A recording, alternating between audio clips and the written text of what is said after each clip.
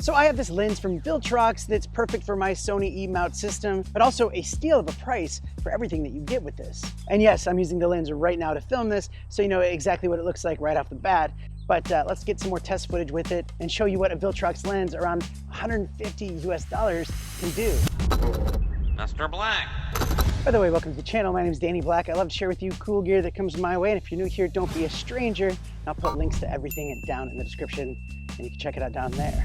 Okay, so a little bit more about the VIltrox AF 20mm full frame E-mount with an f2.8 aperture. And this is my first ever VIltrox lens for my Sony camera. And I really don't know why I've never considered these third-party lenses before. Because, I mean, it looks really good. It features outstanding optical performance. The minimum focus distance is about 7.5 inches, so it produces nice close-up shots. It has a quiet STM focus motor, so it can accurately control the moving position and bring accurate and smoothing focusing.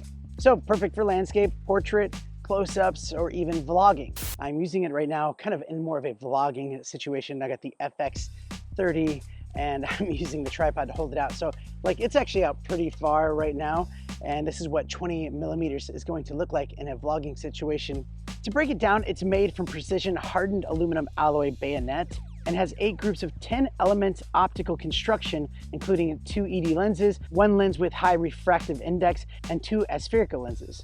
It has HD nano multi-layer coating with water resistant and anti-fouling coating, and electric aperture, internal focus, and a constant lens link. And it's also very lightweight, so it's perfect for using it on smaller gimbals. And yes, you can read all of that stuff on their website, but if it were me looking to buy a lens, I'd want to see what it looks like. And yes, this is what it looks like. This is what it can do. This is a sunny day, and this is what it looks like with no light. I mean, there's no lights in the studio right now.